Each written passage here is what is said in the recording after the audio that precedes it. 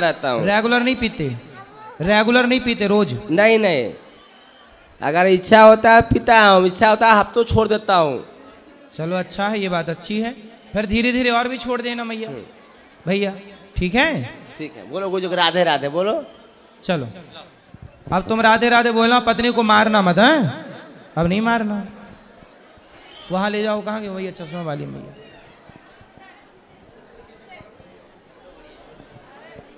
बोलो मैया। गुरुजी आपके चरणों में कोटि कोटि प्रणाम जी। गुरुजी मैं यहाँ पे 2 बार आई हूँ आपके आश्रम में, 2-3 बार। तो ये आपका लंगर होता है, बहुत ही अच्छा है, सबका पेट भर के खाना मिलता है जो जी। तो कल गुरु नानक जयंती है, तो उन्होंने भी जब छोटी सी उम्र में ये लंगर लगाया था, और आपने सारे वृंदावन वासी जो भी आते हैं यहाँ पे खाना खाते हैं, तो मुझे बहुत अच्छा लगा और आपका बहुत बहुत धन्यवाद। आपने अपने वृंदावन का नाम रोशन किया गुरुजी, आपके चरणों में कोटि कोटि प्रणाम गुरुजी। खुश रहिए, धन्यवाद जी। गुरुजी राधे राधे जी। आपके चरणों में मेरा कोटि कोटि प्रणाम जी। गुरुजी मेरा ये सवाल है कि मेरे सासू माँ जो थे वो गुरु अष्टमी के दिन मतलब ख़त्म हुए थे, तो मतलब उनका श्राद्ध किस दिन करना चाहिए? अष्टमी को करो। लेकिन वो सुहागन थी ना। सुहागन थी जी। अब उनके पति हैं जी। तो पति ही करेंगे ना अपनी पत्नी का, या उनका बेटा है? हाँ तो बेटा और हम दोनों लोग करते, तो मतलब नवमी के दिन करना चाहिए कि अष्टमी के दिन?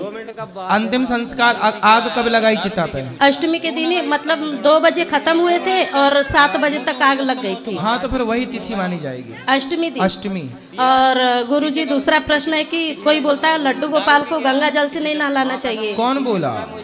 मोबाइल पे देखी थी। ना ना नहवाना चाहिए, नहलाना चाहिए। ठीक है, धन्यवाद। राधे राधे महाराज जी। जी। मैं भोपाल से हूँ। गोपाल से? जी सर। गोपाल से? गोपाल कहाँ है? ये इंदौर के पास, एमपी।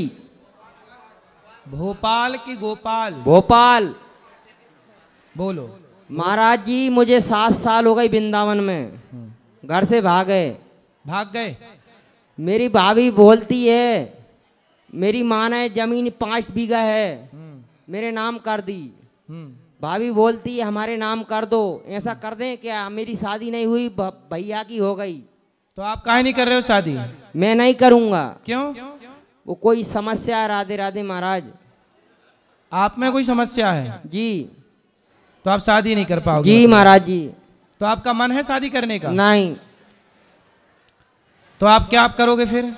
कुछ नहीं, राधे राधे बोलेंगे, वृंदावन में डोलेंगे। सही है। तो शादी क्यों नहीं करना आपको, क्यों नहीं कर सकते? नहीं गुरुजी, वो आपसे बोल नहीं सकता मैं। अच्छा, कोई शारीरिक समस्या है? जी सर। ठीक है, तो फिर अब उनके भतीजे हैं आपके, मतलब आपके भतीजे हैं? मेरी एक भतीजी है, एक भतीजा है। तो वो कह रहे हैं कि जमीन नाम पे कर दो। वो नहीं बोल रहे। हाँ। मेरी भाभी बोल रही है मेरे नाम, मेरी माँ मर गई। तो उनके नाम पे कुछ है कि नहीं? भाई के नाम पे आपके? कुछ नहीं है, कमरा है 2। नहीं तो आपकी माँ ने सारा आपको नाम कर दिया? भाई मेरे नाम कर दिया। भाई को कुछ नहीं दिया? मैं छोटा हूँ। भाई को कुछ नहीं दिया? नहीं दिया। नहीं तो भाई का हक भाई को दे दो। 5 एकड़ थी, 5 बीघा थी, तो 2.5 उसकी हुई, 2.5 आपकी। कितने भाई हो? हम 2 भाई हैं। तो फिर 2.5 उसकी होगी। ईमानदारी से तो तुम्हारी माँ ने तो गलत किया जो एक को सब दे के चली गई। जी भाई महाराज जब जी। 2 बच्चे पैदा किए थे तो बंटवारा दोनों में होना था। तो 5 है तो 2.5 बांट लो आपस में। मेरे नाम कर गई तो 2.5 वापस कर दो ना, भाई को ट्रांसफर कर दो। महाराज जी एक बात बताएगी, जैसे मैं घर जाता हूँ, मेरे को वृंदावन में 7 साल हो गई। सही है। मेरा सम्मान नहीं करती मेरी भाभी। सम्मान नहीं करती? मेरी भाभी नहीं करती, भैया तो करता है। नहीं करना। कैसे सम्मान चाहते हो? आरती लेके जाए जैसे मैं घर जाऊं, नहीं महाराज जी, ऐसे मैं घर जाऊं तो आप ये नहीं पूछोगा मेरा देवर आया भोजन कर ले भैया। तो भोजन वोजन नहीं देती? ये बोलती है घर से बाहर बैठ। तो भोजन नहीं देती हो, जमीन मांग रही है? हाँ, मेरा पड़ोसी है दांगी ठाकुर, मैं ओझा हूँ विश्वकर्मा बाड़ई। वो देती है मेरे को, बगल में वाले दांगी ठाकुर देता है। तो भाई भाभी को देना चाहिए, द्वार पे कोई भी आए सबको भोजन देना चाहिए, सम्मान करना चाहिए। मैंने ये बोला महाराज जी मेरी भतीजी है ना छोटी, हाँ, उसकी शादी होएगी ना, हाँ, उसके नाम कर दूंगा पूरा, मेरे को कुछ नहीं चाहिए। सही है, मैंने ये सोच लिया है। सही है, फिर सही है। ना भाभी को दूंगा। तो भतीजी है, भतीजा नहीं है? भतीजा है, बड़ा है। मैं भतीजे को भी नहीं दूंगा महाराज जी, भतीजी को दूंगा। ठीक है, वो बच्ची काम आएगी कभी, ये तो कहेगी मेरे चाचा ने कुछ दिया है। सही है, सही है। राधे राधे महाराज जी, इसमें कोई गलत है क्या? नहीं, सही है, पर आपके भाई को भी 2.5 बीघा मिलना चाहिए, धर्म ये कहता है। भाई तो मिलता है महाराज जी, भाभी नफरत अरे करती। भाई को जमीन मिलनी चाहिए बोल रहे हैं, आपकी जो जमीन है। हम भाई को नहीं देंगे महाराज जी, भतीजी को देंगे। अच्छा, फिर जिसका मन हो उसको देना। जाओ। राधे राधे महाराज जी। ठीक है। राधे राधे, कोटि कोटि नमन गुरुजी। जी जी। गुरुजी, मेरा प्रश्न ये है, सबसे पहले तो मैं अपने आप को बहुत गौरवान्वित समझती हूँ कि मैं सनातनी हूँ और बहुत ही आत्मसात कर रखा है सनातन को। तो मेरा आपसे यह प्रश्न है कि जैसे मैं अर्थवेद, यजुर्वेद, सामवेद और ऋग्वेद को पढ़ती हूँ, तो उसमें अगर मैंने मनुस्मृति को पढ़ा तो वहाँ पे नारी के लिए अपशब्द यूज किया गया है। क्या लिखा है? कि यही शूद्र नारी ताड़न के अधिकारी। ये मनुस्मृति में नहीं लिखा, ये तुलसी कृत रामायण में लिखा है। ढोल गवार शूद्र पशु नारी सकल ताड़ना के अधिकारी। ताड़ना के और मनुस्मृति में लिखा है यत्र नार्यस्तु पूज्यन्ते रमन्ते तत्र देवता। हाँ, तो नारी का सम्मान करना चाहिए, मनुस्मृति में लिखा है। तो क्या जो वो लिखा हुआ है उसको मैं सही मानूं या गलत मानूं? आपके अनुसार वो तुलसी कृत रामचरित में लिखा हुआ है, तो रामचरितमानस पढ़ा आपने? हाँ जी। क्या पढ़ा? उसमें यही लिखा है कि कितने कांड होते हैं उसमें? सुंदरकांड, बाल कांड और लंका कांड, मतलब ये है एक्यूरेट। ये चौपाई किस कांड की है जो आप बोल रही हैं? आई थिंक ये बाल कांड की होगी। नहीं, सुंदरकांड की है। सुंदरकांड आपने पूरी पढ़ी ही नहीं। आप जब तक पूरी बात नहीं पढ़ोगे। हाँ जी। अच्छा, ये बताओ, ढोल गवार शूद्र पशु नारी सकल ताड़ना के अधिकारी। हाँ जी। ये चौपाई किसने कही है? ये चौपाई किसने कही गुरुजी? शायद हाँ। उससे महत्वपूर्ण ये है कि इसमें अगर नारी का अपमान किया गया है। अरे भाई, नारी का अपमान, नारी का अपमान, नारी का सम्मान जहाँ हुआ है वो नहीं पढ़ा आपने?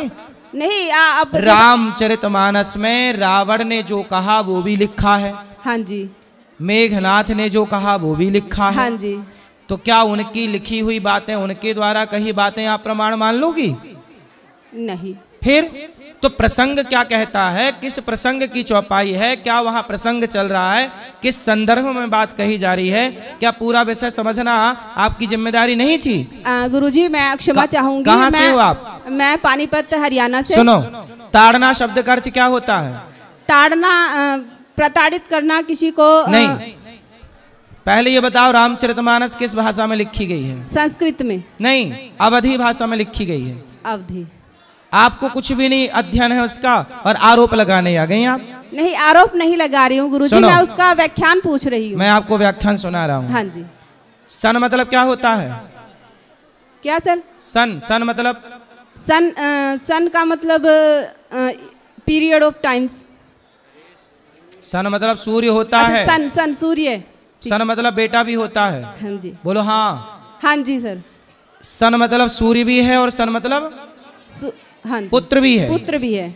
अब सोचिए कि जहां सूर्य का अर्थ निकलेगा, जब सूर्य का कोई संदर्भ चलेगा, प्रसंग चलेगा, तब ना वहां सन का अर्थ सूर्य माना जाएगा। हाँ जी। और जहां बेटे का प्रसंग चलेगा वहां सन मतलब पुत्र मान मान लिया जाएगा। हाँ, शब्द एक है, उच्चारण तो एक है, स्पेलिंग अलग अलग है। अच्छा। उच्चारण एक है पर अर्थ दो है कि नहीं? हाँ जी। ऐसे ही ताड़ना शब्द का अर्थ जो है अवधी भाषा में, हाँ, आप अवध में जाओगे तो ताड़ना मतलब होता है देखना। देखना। ए भैया, उसने हमारे को ताड़ लिया, अरे उसने तो ताड़ लिया।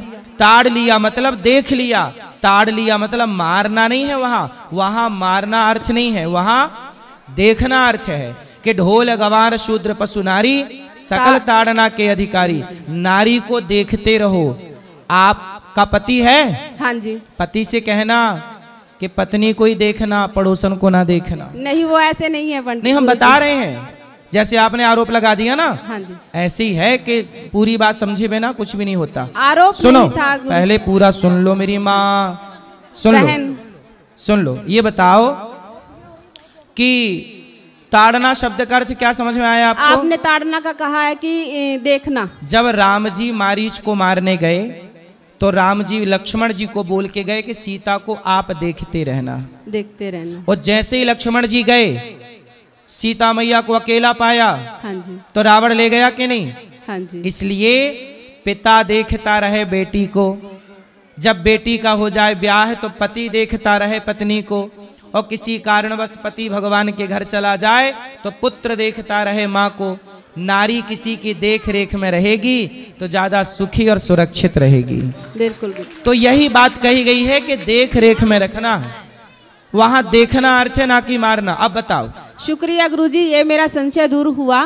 दूसरा प्रश्न मेरा ये है कि जैसे हम एक लड्डू गोपाल को एक पुत्र रूप में हम घर में रखते हैं, पूजा करते हैं, तो मेरा पर्सनल निजी ये सोचना है कि कहीं ना कहीं मैं उस कूटनीतिज्ञ श्री कृष्ण को मानूं जिसने गीता का ज्ञान दिया था। क्या यह मेरा सोचना गलत है या सही है कि मैं माधव को ना मानकर मैं उस श्री कृष्ण को मानूं जिसने गीता का ज्ञान दिया? तो माधव अलग हैं, कृष्ण अलग हैं क्या? वो एक बाल रूप में है, जबकि उन्होंने हमें 18 अध्याय में पूरे जिंदगी का सार बताया है। ठीक है। हाँ जी। तो आप कृष्ण के कौन से स्वरूप को मानना चाहती हैं? मैं गीता, जिन्होंने गीता का ज्ञान दिया था उस स्वरूप को। वो वाले कृष्ण को? हाँ जी। तो बाल कृष्ण को नहीं मानना चाहती हैं? मानती तो हूँ, लेकिन ज्यादा इम्पोर्टेंस उनको देती हूँ। ठीक है, ठीक है, आप मान रही हैं।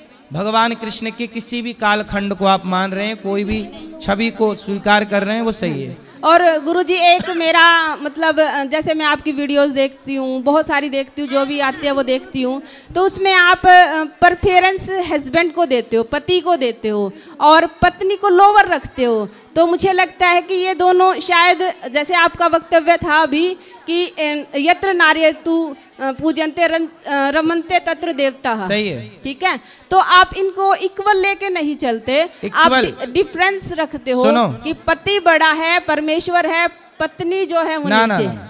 हमारे यहाँ नारी पहले है, पुरुष बाद में, सीता पहले, राम बाद में, गौरी पहले, शंकर बाद में। इक्वल नहीं हो सकता, समझो। अच्छा बताओ, स्त्री और पुरुष बराबर है या नहीं? बराबर है। नहीं है, कभी नहीं हो सकता। स्त्री हमेशा पुरुष से आगे रही है।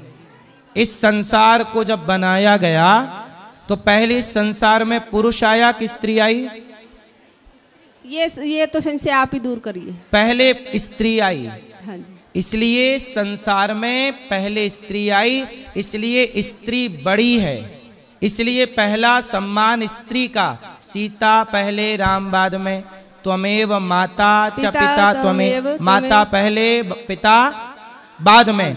तो पहले स्त्री है, 1 नंबर पे स्त्री, 2 नंबर पे पिता। इसका मतलब है कि बराबर कैसे होगा? जिसका सम्मान पहले से ज्यादा है। हमारे यहाँ कन्या के पांव पूजे जाते हैं, देवी कहा जाता है, लड़का को देवता नहीं कहा जाता। तो जो लड़की पहले से आगे है, हम उसे लड़के के बराबर लाके क्यों खड़ा करना चाहते हैं? बिल्कुल। धन्यवाद गुरुजी। राधे राधे गुरुजी। जी गुरुजी, आपके श्री चरणों में नमन और वंदन। जी गुरुदेव, हम ओडिशा से आए हैं। आपके आशीर्वाद से और राधा रानी की कृपा से साल में 2 बार आते हैं गुरुदेव हम वृंदावन। गुरुजी, हम जो तीर्थ वगैरह आते हैं, जो भी हम घूमने आते हैं, तो कान्हा जी को हम मंदिर में कुछ दिनों के लिए सेवा के लिए दे देते हैं। सही है। घर में कोई नहीं रहता ना गुरुदेव, और जगन्नाथ जी भी है घर में, प्राण प्रतिष्ठा किए हुए हैं, तो उन्हें छोड़कर आते हैं। क्या वो हमें अपराध लगेगी गुरुदेव? नहीं, जब आप आते हैं तो घर पे कोई नहीं रहता? हाँ। ताला रहता है? ताला रहता है। कोई बात नहीं, जहाँ आप हो वहाँ से मानसिक पूजा करते रहो। मानसिक पूजा, घर की पूजा मानसिक कर लो। चलो बेटा, इस तरफ ले आना माइक। एक बात गुरुदेव, आप जो बोलते हो ना, जो सहने की बात कहते हो, जो पत्थर टूट गया, जो नहीं टूटा वो शंकर या कंकर बन गया, ऐसा कुछ बोलते हो, वो हमें बहुत अच्छी लगती है कथा में, वो एक बार बोल दीजिए गुरुदेव। जो पत्थर चोट खाकर टूट गया वो कंकड़ बन गया। हाँ। जो पत्थर चोट सह गया वो शंकर बन गया। बात कराओ बगल में। गुरुजी सुनो एक बात गुरुदेव, आप जो बोलते हो ना गुरुदेव कि जो भी हम कमाई का कुछ % या कुछ हिस्सा कमाई का कुछ परसेंट या कुछ हिस्सा दान में देना चाहिए, क्योंकि हम जो भी खाते हैं वो किन्हीं किन्हीं पापों से जुड़ी हुई होकर आती है, तो हमें दोष लगती है। ऐसा कुछ बोलते हो तो हम क्या करते हैं गुरुदेव, हमारे जो महीने की सैलरी आती है तो पहले हम गौरी गोपाल आश्रम में माताओं की सेवा के लिए घर पर ही भेजा करते हैं टीवी पर। सही है, तो सही है, क्या वो सही हमें है। उसकी फल मिलेगा गुरुदेव? बिल्कुल मिलेगा। आप जहाँ से भी दान करते हैं वहीं से आपको उसका हर फल- महीने भेजा करते हैं और बाद में हम हमारे यूज के लिए यूज करते हैं जो बिल्कुल हमारी निजी बिल्कुल, ये बहुत अच्छा काम करते हैं आप। ठीक है गुरुदेव। राधे राधे गुरुदेव। किसी को खिलाकर खाना सबसे बड़ा पुण्य है। खुश गुरुदेव वो रहिए। मेरी बेटी को थोड़ा राधे राधे बोलो राधे राधे गुरुजी। जी, राधे राधे गुरुदेव। बोलो। राधे राधे गुरुजी। हाँ बेटा, गुरुजी मेरा प्रश्न ये था बोलो। कि दीपावली तो हम राम जी के आने की खुशी में मनाए थे, तो हम लक्ष्मी जी गणेश जी का पूजा क्यों करते हैं? क्योंकि दीपावली इसलिए मनाई नहीं जाती कि राम जी आए थे। दीपावली इसलिए मनाई जाती थी कि उस दिन लक्ष्मी नारायण भगवान का विवाह हुआ था। अच्छा, और गुरुजी जो नवरात्रि होती है वो तो दुर्गा माता के दिन होते हैं, तो उसमें रामलीला क्यों होता है? क्योंकि दुर्गा में ऐसा है ना कि दुर्गा रखने की परंपरा कब से स्टार्ट हुई। हमारा देश जब गुलाम था तो हमारे गुलाम देश में हम सनातनी कैसे इकट्ठे हों, तो इकट्ठा सनातनियों को करने के लिए गणेश जी और दुर्गा जी रखने की परंपरा बनाई गई। किसी बहाने हम एक पंडाल में इकट्ठे होने लग जाएंगे और वहीं से क्रांति स्टार्ट होगी। तो गणेश जी रखना यह एक प्रकार की आजादी की क्रांति की शुरुआत थी। सबको संगठित करना, तो समय जोश भरने के लिए लोगों के अंदर रामलीला की जाने लग गई। नवरात्रियों में के 9 दिन हैं, चलो रामलीला, इसी बहाने धर्म को जिताकर अधर्म को हराना, अंग्रेजों को हराना है, ये सबके भीतर बीज बोना शुरू कर दिया हमारे पूर्वजों ने। जी तब जाके फिर क्रांति हुई और तब जाके अंग्रेज भागे हैं। तो ये दुर्गा जी रखना, गणेश जी रखना, ये हमारे आजादी का एक हिस्सा था। आपको पता है ये बात कि नहीं? हम अब पढ़ना कभी हिस्ट्री इसकी, गणेश जी क्यों रखे जाते हैं। तो गणेश जी रखने के पहले गणेश जी, अंग्रेज लोग ना सनातनियों को इकट्ठा नहीं होने देते थे, तो वह सनातनियों ने कहा यार हम लोग गणेश जी रखें, दुर्गा जी रखें, इसी बहाने इकट्ठे होंगे। अंग्रेज बोलेंगे क्यों इकट्ठे हो, बोलेंगे हमारा त्योहार चल रहा है। और वो इकट्ठे होके वहाँ मंत्रणा करते थे, आपसी चर्चाएं करते थे, प्लानिंग करते थे क्या करना है, कैसे करना है, वो सब प्लानिंग थी। उस जमाने में सोशल मीडिया था नहीं, कनेक्टिविटी थी नहीं, तो सब पांडालों में जा जाके सबको सूचित किया जाता था कि भाई सबको इस तारीख को, इस तिथि को क्रांति की बात करनी है और ये बोलना है। तो वो एक प्रकार का हमारा एक बहुत अच्छी प्लानिंग थी जो सफल हुई। इसलिए दुर्गा और गणेश जी की परंपरा फिर चल पड़ी, आज तक चली आ रही है। जी गुरुजी, राधे राधे। हाँ, इस तरफ ले आना माइक, ये भैया को दो, फिर यहाँ माइक। बैठो बैठो। राधे राधे गुरुजी। जी, जी, आपके श्री चरणों में मेरा सादर प्रणाम। जी गुरुजी, मैं एक प्रश्न पूछ रहा था कि मेरी मिसेज के अंदर काली माँ का एक स्वरूप आता है, तो एक दिन आई थी तो उन्होंने कहा था कि आप संन्यास ले लो, और उसके बाद में कहा था जैसे गुरुदेव बोलें वैसे आप करो। तो आपकी पत्नी बोली कि संन्यास ले लो? नहीं, उनके अंदर काली माँ का जो स्वरूप आया था। कहाँ पत्नी आपकी? ये मेरे पास में ही है हमारा। राधे राधे गुरुजी। जी, आपके चरणों में कोटि कोटि प्रणाम मेरा। जी जी, खुश रहिए। 3 साल पहले आपसे गुरु इच्छा ली थी मैंने गुरुजी।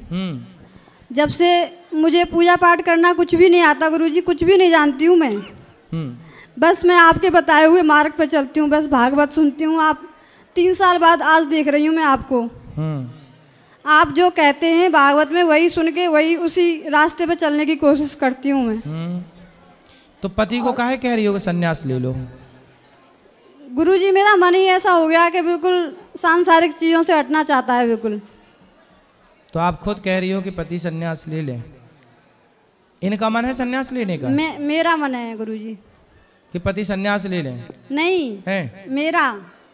आपका मन संन्यास लेने का है? हाँ जी। पर सनातन में तो आपको संन्यास नहीं लेना चाहिए। गृहस्थ में रह के जब बच्चे हैं, परिवार है, तो जिम्मेदारियां पूरी करो। अब गुरुजी, मैं तो कुछ नहीं जानती हूँ, बस हर शनिवार को माँ काली आती हैं मेरे अंदर, तो वो कह रही थी कि सन्यास की तरह रहना है। शादी के कितने साल हो गए? 15 साल हो गए गुरुजी। और बच्चे हैं? 3 बच्चे हैं। तो काली माता काहे आती हैं आपके पास? मुझे नहीं पता गुरुजी। तो आके क्या कहती हैं? बस मेरा मन है जो भक्ति में जा रहा है ज़्यादा, बस उनके आने से। भक्ति क्या है? क्या है भक्ति आपके हिसाब से? भक्ति क्या है बताओ। मैं कुछ नहीं जानती गुरुजी। मैं तो इतना जानती हूँ बस कि मैं जब से मैं अपने गुरुजी से जुड़ी हूँ तो मैं उनके तो बताए हुए मार्ग पे चल रही हूँ। गुरु की आज्ञा का पालन करो। गुरु की आज्ञा ये है कि आपके पति ही, आप स्त्री का धर्म है पति की सेवा करना, पति के साथ रहना, बच्चों को पढ़ाओ लिखाओ, योग्य बनाओ, राष्ट्र के लिए अपने बच्चों को समर्पित करो जी। एक अच्छी माँ बनो। जीजाबाई ने शिवाजी को तैयार कर दिया। आप ठीक है, पति पत्नी दोनों ब्रह्मचारी बन के रहो। तो गुरुजी मैं ठाकुर जी की सेवा में हूँ 5-6 साल से। हाँ रहो। तो मुझे अब ये 2 रास्ते मुझे ऐसे लगते हैं कि मैं दोनों पे ही चलना चाहती हूँ। मुझे माँ काली भी बहुत अच्छी लगती हैं और मुझे ठाकुर जी, मेरे राधा रमण दोनों की सेवा में हूँ मैं 4-5 साल से। तो काली जी कोई अलग छोड़ी है? माँ भगवती ही तो हैं। वो आपकी कृपा से ही हुआ है गुरुजी ये सब कुछ। तो हमने कब काली जी भेज दी आपकी तरफ? आपने, मुझे नहीं पता गुरुजी, लेकिन आप जो मार्गदर्शन देते हो मैं उस पर चलती हूँ बस। हमारी तो काली जी से कोई बात भी नहीं हुई। कोई बात नहीं, आप काली मैया से बोलना कि माँ हमें भक्ति दो, हमें आप प्रेम दीजिए, भगवान के चरणों में प्रेम हमारा हो, भक्ति हमारी हो। वही दे रही हैं वो बस मुझे। बस इतना आप करो और अपने पति के साथ रहो।